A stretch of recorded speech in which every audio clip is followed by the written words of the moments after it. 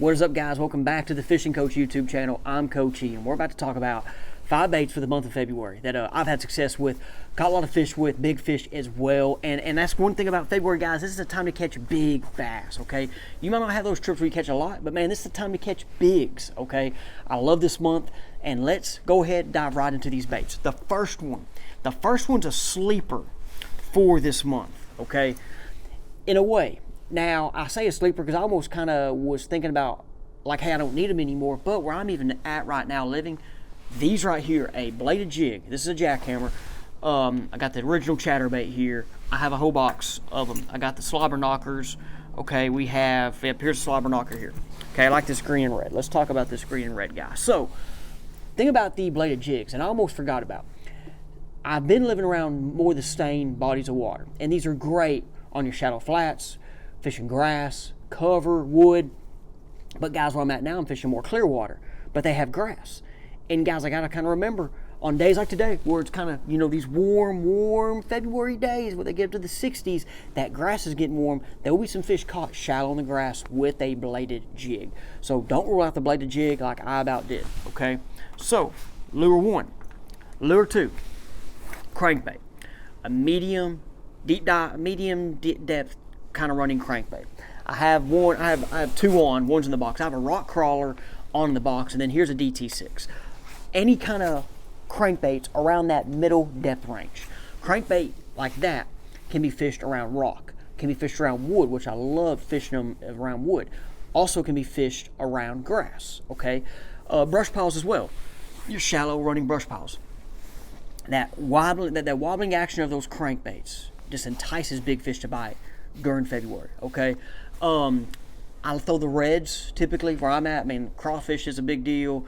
The reds are a big deal. I'll switch up the colors a little bit, like my rock crawlers in the blocks. It's like that red purple.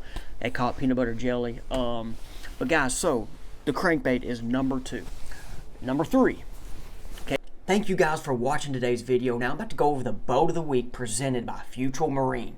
This week's boat is a 2017 War Eagle 2170 Blackhawk. Now guys, one thing about this boat that I know someone that's had this boat before, not this one in particular, but had a boat in the series. He mentioned to me the turning and the drive was one of the things he really liked about the boat. This here's a bigger boat. This right here is powered by a Yamaha VMAX 150 show.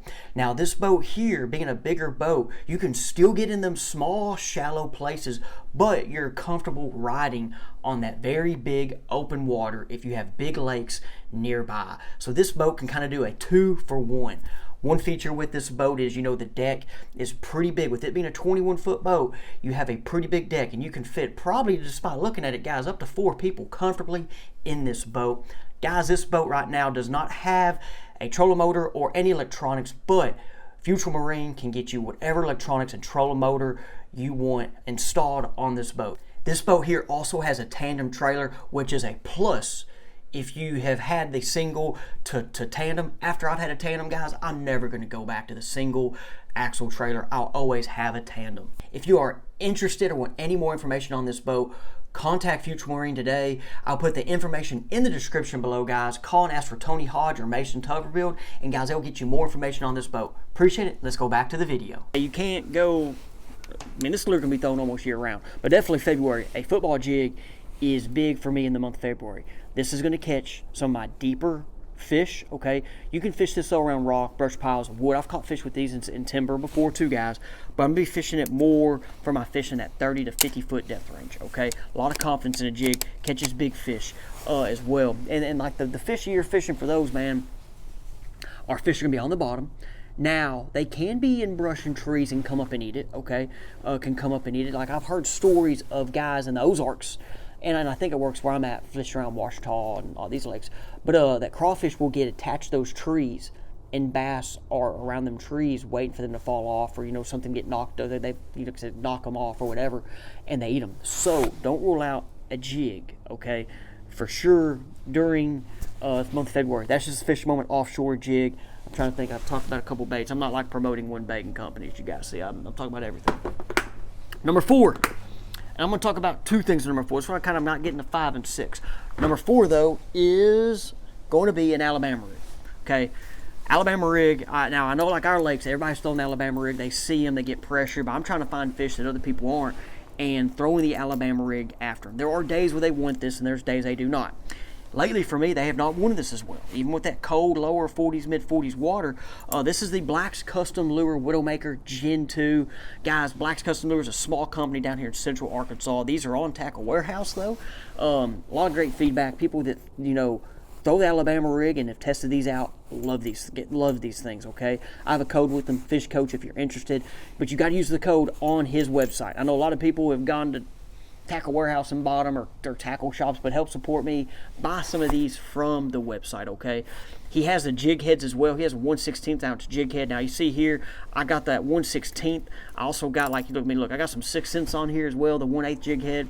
These are 6 cents Pro, Divine Swimbaits Pro Blue, and this is the Yum Scottsboro in the white, okay? One thing about it, you see it has that longer wire there for the back, and which kind of, you know, this right here gets a lot of bites, just this extra one hanging out. So the Alabama rig cannot roll it out now, but with it, so this is still in that 4 category, okay? Bait number 4 category, all right, is a Finesse Swimbait. Okay, so I've been throwing Alabama rigs and then this at the fish. They've not wanted Alabama rig late, but they've wanted a Finesse Swimbait. Now, not just this Swimbait, okay? That's a Strike King Baby 3Z2. But guys, I mean, I got a whole bag of them, okay? I got a whole bag. The freeloader, okay? Where's that freeloader at? The freeloader has been one of my top lures as well. I love this freeloader, the Crush City Rapala freeloader, okay? As you see, the albino shad, I've went through a whole package of them already. Another one is that Megabass Hasdong shad. Where are you at? There you go. The Megabass Hasdong shad, I got 3 inches and the 4 inches of those as well. Hasdong shad, okay? And so, like, now guys, with these though, you can throw these above brush piles. But hey, Alabama rigs and swim baits catch them in grass too, okay? Lately for me, it's kind of been trying to find that brush and that grass mixed and swimming them around them, okay? Of course, forward-facing sonar helps with the efficiency of this technique. I'm sure the Alabama rig and that, and it helps me not losing my Alabama rig, right? I mean, that's, you know, I get it. That's one thing I like about the forward-facing sonar. It might not help you lose it and get hung up as much. But with the, and also, guys, with Alabama rig, I just mentioned brush piles, but like, I'm trying to find, like I said, them fish in timber too with it, and fish deep on flats, okay? Deep on flats, could be some rock there as well, but I'm trying to use that to target, and then fish will come up. I mean, they will come up to hit that, to check the thing out or eat it, okay? They might not always eat it. Guys, as I'm sitting here 6.5 minutes in, I've kind of talked about, I haven't really talked about areas with those other lures. I do typically a better job, so I'm going to go back and talk about areas here in a minute. So that's lure 4. Now, lure 5, okay? Lure 5, and this has been a play. I mean, we're still checking this out throughout the winter. If you watch the channel enough, you've seen at times I bring it out and go catch fish with it. I've been catching fish with it since last year through this year, but this is my first year of the winter. But it's a big flutter spoon, okay? Big flutter spoon, and I have a trip coming up on the channel to where this right here caught fish. I ended up on the day in like an hour and a half on this area. I caught 6 fish, 4 on this, 2 on the Finesse Swimbait. But the big flutter spoon has been a factor for me, even in the cold water. Something about this draws fish out, and it catches good fish, but it also catches big fish as well. Okay, for the winter, I've hooked some bigs. I think my biggest is maybe right under 5, okay? That Finesse Swimbait, I've caught a 7 with it in December already. How about that little guy catching a 7-pounder? That was some fun stuff, okay? I know that crankbait, I've caught 6-7 pound bass with that crankbait. I've caught 7-8 pound bass with that jig in the winter. Bladed jig, I remember it was last January, I caught 6.5 with it, or 6 or so. I know it was supposed to be like a big fish kind of deal, and I keep kind of going off. But this guy's right here draws big fish and catches them.